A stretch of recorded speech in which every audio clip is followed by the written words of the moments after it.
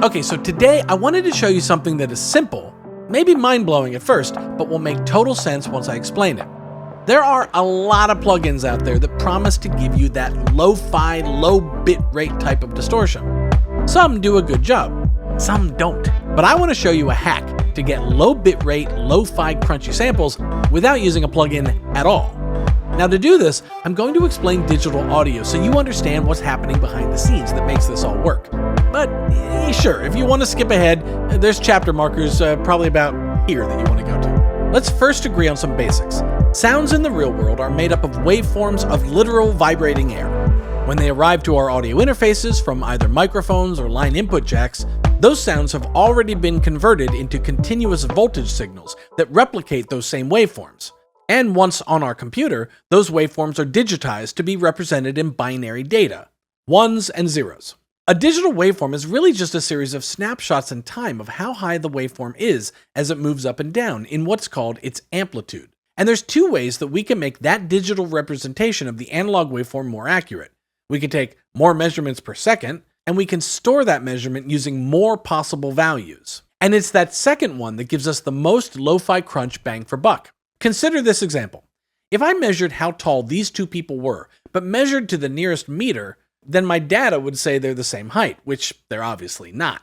Conversely, if I measured them on an atomic level, I'd have to store a level of precision that's just impractical. Digital audio is the same. We measure the height of the waveform and round that measurement to the nearest value we can based on how many bits we have in our digital audio. 4-bit audio would give us 16 possible values to round to. And you can see that our waveform is hard to recognize as a result. That's like measuring people to the nearest meter, because a lot of different amplitude points get stored as the same value. And when they do, things sound way more crunchy and distorted, because they literally are a distorted, in the misshapen sense of the word, version of their original self. 16-bit audio has 65,536 possible values for us to round up or down to, and it goes up from there as we go into 24-bit, 32-bit, or 64-bit. But we already know we're not interested in those high-fidelity bit rates. We're interested in inducing that low bit rate, sort of volume amplitude rounding on the waveform. So how do we do that? Well, it's actually really simple, and you don't need a plugin coded by a DSP guru to do it. All you need is a volume fader. You see, we spend so much time thinking about digital audio signals and whether they're as loud as possible that we never really spend time thinking about what happens if they're as quiet as possible. Think about it. If we have 65,536 possible values in a 16-bit waveform, but we turn that waveform down halfway, well, we're actually not using all those values. We're only using 32,768 of them. And suddenly our waveform amplitude measurements are getting rounded up or down a little less exactly. If we turn it down even more, we're making use of less available bits, less values, more rounding. And more rounding, we already know, means more crunchy. So you see where this is going? To get low bitrate audio, all we have to do is literally turn down our signals to store it with fewer of the available bits, and thus distorting it. Okay, so that's the big windup, but how do we actually do it? Well, that part's really simple. Here, I have a drum sample in Rhods that sounds nice and pristine.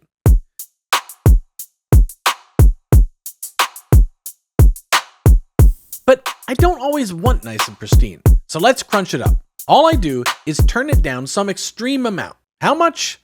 Well, it really depends on how much crunch you want. Let's start real extreme, like minus 80 dB. Now, here's the key part.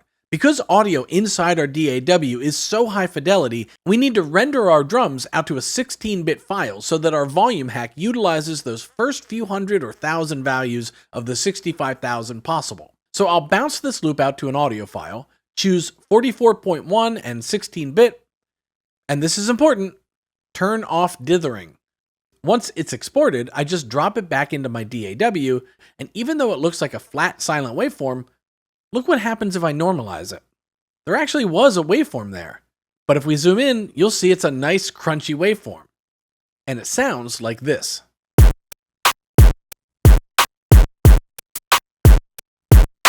Going back to our original, if we want some of that crunch, but not a total bitrate destruction effect, we could simply turn the loop down less, effectively giving us a slightly higher bitrate audio. So like, if I go with minus 68 dB instead of 80, export our loop, bring it back in, and normalize it. It sounds like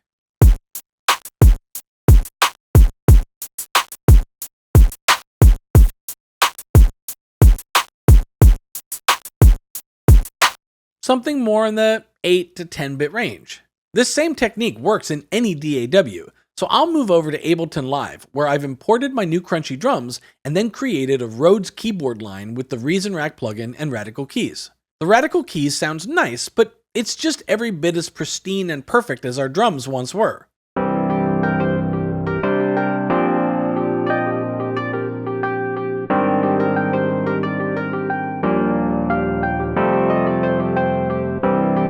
Let's get them to match by doing the same trick, but just adjusting for Live's different workflow. I'll move the channel fader down to some virtually silent value, like -55 dB.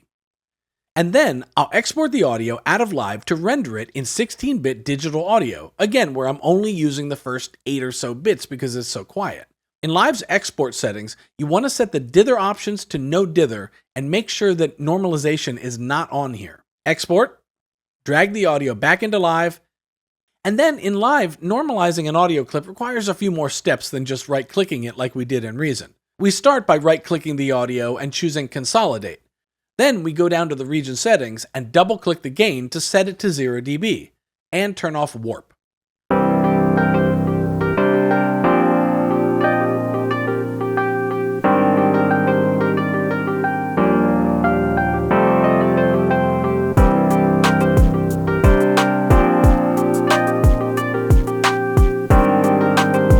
We've got a fizzier lo-fi Rhodes loop to go with our drums.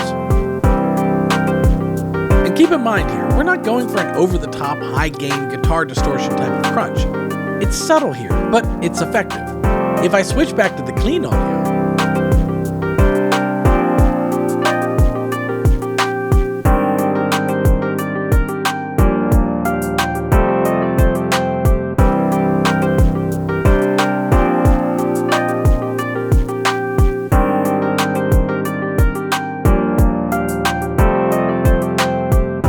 is something cooler and more vibey. One sounds like library music under a YouTuber's unboxing video, and the other sounds like the start of a beat with creative possibilities.